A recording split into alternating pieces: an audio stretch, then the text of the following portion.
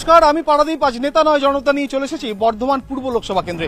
বর্ধমান পূর্ব লোকসভা কেন্দ্রের এই মুহূর্তে আদর্শপল্লীতে রয়েছি আমরা, এবং এখানকার মানুষজন, স্থানীয় ভোটার যারা, তারা আমার সঙ্গে রয়েছেন আজ নেতা নয় জনতায়। নেতা নয় জনতা মানেই জনতার মনের কথা। জনতা সরাসরি তাদের অভাব, অভিযোগ, তাদের ইচ্ছে অনিচ্ছে সবটা নিয়ে মুখ খুলবে নেতা নয় জনতায়। ভোট ব্যস্ত দেশে নেতাদের তর্জন গর্জন ভাষণ সে তো আপনারা হরদম শোনেন, কিন্তু মানুষের কথা, আম পাবলিকের কথা, যাদের ভোটে নেতা নির্বাচিত হয়, যাদের ভোটে সাংসদ নির্বাচিত হয়, সেই জনতা জনার্দন, তাদের কথা কজন শোনে? তাই আমি পারাদীপ আমার ক্যামেরা নিয়ে ঘুরে বেড়াচ্ছি মানুষের মাঝে, জনতার দরবারে। আর সেইভাবেই আজ নেতা নয় জনতা নিয়ে আমি চলে এসেছি পারাদীপ বর্ধমান পূর্ব লোকসভা কেন্দ্রের ভোটারদের মাঝে। বর্ধমান পূর্বের মানুষ কেমন আছেন? আমরা ভালো নেই। কেন ভালো নেই? আজকে এই পূর্ব বর্ধমান না, সারা পশ্চিমবঙ্গের যা পরিস্থিতি, সেখানে চুরি, দুর্নীতি, রাহাজানি আর ধর্ষণ ছাড়া কোনো কিছু নেই। আজকে আপনি নিজে দাঁড়িয়ে আছেন যেখানে, সেই জায়গাতে দেখুন একটা অফিস, সেই অফিসটার একটা ভালো রকম কোনো একটা গার্ডওয়াল নেই। এখানে একটা গার্বেজ সেন্টার নেই। 30 বছর ধরে এখানকার বিধায়ক রয়েছে, একটা ভালো গার্বেজ সেন্টার নেই। 2014 এবং 2019 দুটো টার্মে এখান থেকে সাংসদ নির্বাচিত হয়েছিলেন সুনীল মণ্ডল, এবং প্রথমবার 90,000, দ্বিতীয়বার তার ব্যবধান বেড়ে দাঁড়িয়েছিল 1,14,000। এবার এখানে নতুন প্রার্থী, একদিকে তৃণমূল কংগ্রেসের শর্মিলা সরকার, অন্যদিকে ভারতীয় জনতা পার্টির অসীম সরকার এবং বাম প্রার্থী বা জোট প্রার্থী নীরব খান। সেখানে এই অভিযোগ কেন? দেখুন, বিরোধীরা তো অভিযোগ করবেনই, এখানে তো সেই প্রশ্ন নেই। আমরা এখানে যথেষ্ট ভালো আছি, কারণ মাননীয় মুখ্যমন্ত্রী মমতা ব্যানার্জির এবং তৃণমূল সরকারের যে জনমুখী প্রকল্পগুলি, সেই প্রকল্পগুলির মাধ্যমে, নির্মল সাথী প্রকল্পের মাধ্যমে, এবং এটা লোকসভা নির্বাচন, যদিও উনি স্থানীয় স্তরের সমস্যাটাকে নিয়ে বলেছেন, যদিও এখানে সেটা খুব বেশি আলোচনা করার জায়গা থাকার কথা নয়, তবুও বলছি যে আমাদের এখানে কাটোয়া পৌরসভা এই নির্মল পৌরসভায় বারংবার পুরস্কৃত হয়েছে। কেন্দ্রীয় সরকার থেকে এর আগে আমাদের পুরস্কার হয়েছে, এবং সেই পুরস্কার স্বরূপ আমরা কাটোয়া শহরের বিভিন্ন ওয়ার্ডে স্বাস্থ্যকেন্দ্র, উপস্বাস্থ্যকেন্দ্র তৈরি করতে পেরেছি। সেখানে সম্পূর্ণ বিনামূল্যে সমস্ত মানুষের চিকিৎসা হয়। পশ্চিমবঙ্গ তথা এই কাটোয়া লোকসভা ইলেকশনের মধ্যে বা বর্ধমানের মধ্যে কোনো কর্মসংস্থান নেই, যাতে এই লোকেরা কর্মসংস্থান জীবিকা নির্বাহ করতে হবে। জীবিকা নির্বাহ করার জন্য শুধু তারা দলে দলে লক্ষ লক্ষ কোটি কোটি হিসেবে লোক অন্য রাজ্যে যাচ্ছে, অন্য রাজ্যে গিয়ে কোনো টাকা পাঠিয়ে ভরণ পোষণ করছে।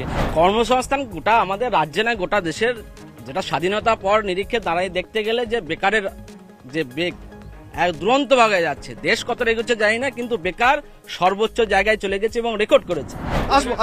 প্রধানমন্ত্রী যে তার নির্বাচনী প্রতিশ্রুতি দিয়েছিলেন যে বছরে 2 কোটি বেকারের চাকরির প্রতিশ্রুতি, আমি একটা পরিসংখ্যান আপনাদের কাছে রাখতে চাই। আজকে 10 বছর অতিক্রান্ত হয়ে গেছে। প্রতি বছর 2 কোটি বেকারের চাকরি হলে 10 বছরে 20 কোটি বেকারের চাকরি হতো। ভারতবর্ষের জনসংখ্যা যদি 140 কোটি ধরে নেওয়া হয়, 20 কোটি দিয়ে 140 কোটিকে ভাগ করলে এখানে যারা রয়েছি প্রতি 7 জনে 1 জন সরকারি চাকরি করার কথা ছিল, এবং সেই জায়গা থেকে তিনি সরে গেছেন। আর এখানে কর্মসংস্থানের কথা বলা হচ্ছে। হ্যাঁ, 44 লক্ষ বাঙালি যেমন বিভিন্ন রাজ্যে ছড়িয়ে আছে, তেমনি অবাঙালি 56 লক্ষ পরিযায়ী শ্রমিক এই বাংলায় কাজ করে খায়। এবারে 2024 লোকসভা নির্বাচনে অন্যতম একটা বড় ইস্যু এই কর্মসংস্থান। চাকরি বাকরি তো হচ্ছে, এখানে কম বেশি সবই চাকরি বাকরি হচ্ছে। আর যেখানে চাকরি দিতে যাচ্ছে গভর্নমেন্ট, সেখানে বিভিন্ন রকম ভাবে কেস করে তারপরে সেখানে চাকরিকে বা চাকরির প্রতি প্রতিবন্ধকতা সৃষ্টি করেছে। আজকে যে বিজেপির যে এমপি হয়েছে, তমলুকের ক্যান্ডিডেট হয়েছে, সে একজন হাইকোর্টের বিচারপতি ছিল, সে বিজেপির হয়ে দালালি করেছে, যে সেটা এখন প্রমাণ হয়ে গেছে। এবছর লোকসভা ইলেকশনে সবচাইতে যেটা ইস্যু মূল্য বৃদ্ধি।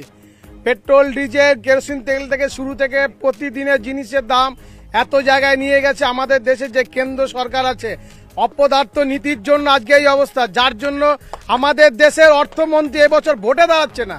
লজ্জার করে আমাদের দেশের সাধারণ মানুষ খেতে পাচ্ছে না। কেরোসিন তেল সাধারণ যে জিনিসটা বামফ্রন্টের আমলে ছিল 15 টাকা 50 পয়সা, সেটা 102 টাকা হয়ে গেছে।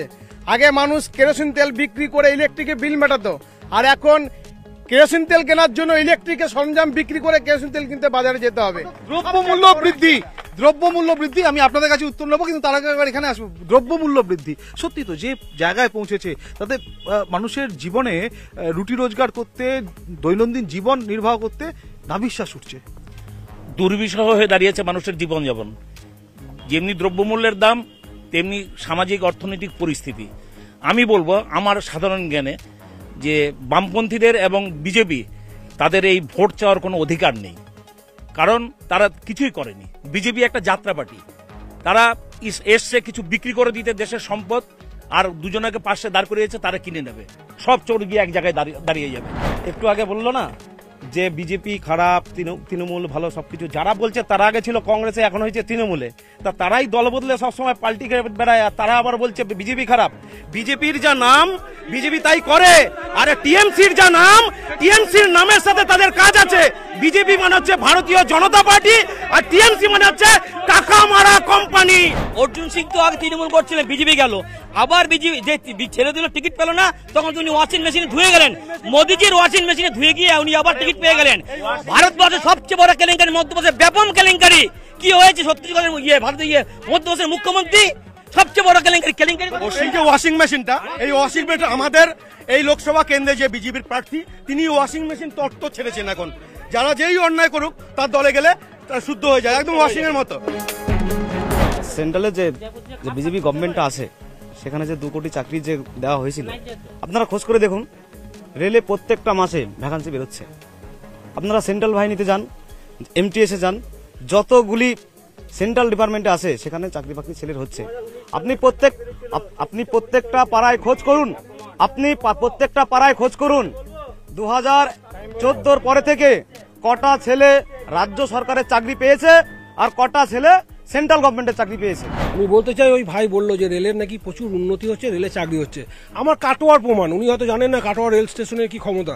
কাটোয়াতে 25 বছর ধরে যে বেকার ছেলেরা কাজ করতো, কাটোয়াতে মোট 50টা টয়লেট আছে প্ল্যাটফর্মের মধ্যে, সেখানে 25 জন ছেলে কাজ করতো। কিছুদিন আগেই 25 জন ছেলেরই কাজ ছাঁটাই করে দেওয়া হয়েছিল, তার প্রমাণ আমাদের এই ভাই। মাত্র 4,000 টাকা, মাত্র 4,000 টাকা মাসে বেতন, আর তার সঙ্গে চালের দাম 1200 টাকা, 25 কেজি চালের দাম 1200 টাকা, গ্যাসের দাম 900 টাকা।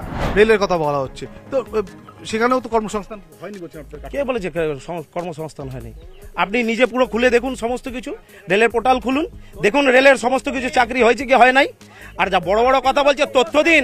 আজকে ওয়েস্ট বেঙ্গলের বুকে কতগুলো চাকরি হয়েছে, যদি চাকরি হতো তাহলে আজকে শিক্ষিত বেকার যুবকরা রাস্তায় দাঁড়িয়ে ধর্ণা দিত না ওখানে বসে।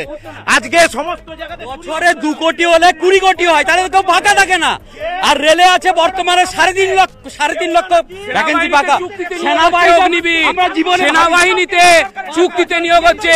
যে পুলওয়ামা কাণ্ডের জোরে দ্বিতীয়বার নরেন্দ্র মোদী ক্ষমতায় এসেছিলেন, সেই পুলওয়ামা কাণ্ড তাদেরই রাজ্যপাল বিজেপির নেতা সত্যপাল মালিক বলছে যে এই ঘটনা তৈরি করা ঘটনা, শহীদদের সহানুভূতি নাকি বলে যে লক্ষ্মীর ভান্ডার আলাদা, করোনার সময় ভ্যাকসিনটা নেয়নি, লজ্জা করে না এদের তখন কথাগুলো বলতে? সেন্ট্রাল গভর্নমেন্ট বলেছে নাকি এখানে? আজকে যারা বলছে যে করোনার সময় ভ্যাকসিন নিয়েছিল, এই ভ্যাকসিন কোম্পানি ইলেকট্রন বন্ডের মাধ্যমে বিজেপিকে 200 কোটি টাকা দিয়েছে। আজকের যে ওষুধের দাম বাড়ছে, সমস্ত ওষুধের কোম্পানিগুলো ইলেকট্রন বন্ডের নাম করে বিজেপিকে টাকা দিয়েছে। নেতা নয় জনতা নিয়ে আজ আমরা ছিলাম বর্ধমান পূর্ব লোকসভা কেন্দ্রে। বর্ধমান পূর্ব লোকসভা কেন্দ্রে এবার ত্রিমুখী লড়াই। একদিকে তৃণমূল কংগ্রেসের শর্মিলা সরকার, অন্যদিকে বিজেপির অসীম সরকার এবং বাম প্রার্থী বা জোট প্রার্থী নীরব খাঁ। ত্রিমুখী লড়াইতে বর্ধমান পূর্ব এবার কোন দিকে রায় দেয় তা তো সময়ের অপেক্ষা, কিন্তু সময় যে শেষ, তাই আমি পারাদীপ আজ বিদায় নিচ্ছি নেতা নয় জনতা নিয়ে। দেখা হবে অন্য কোনো কেন্দ্রে অন্য কোনো দিন।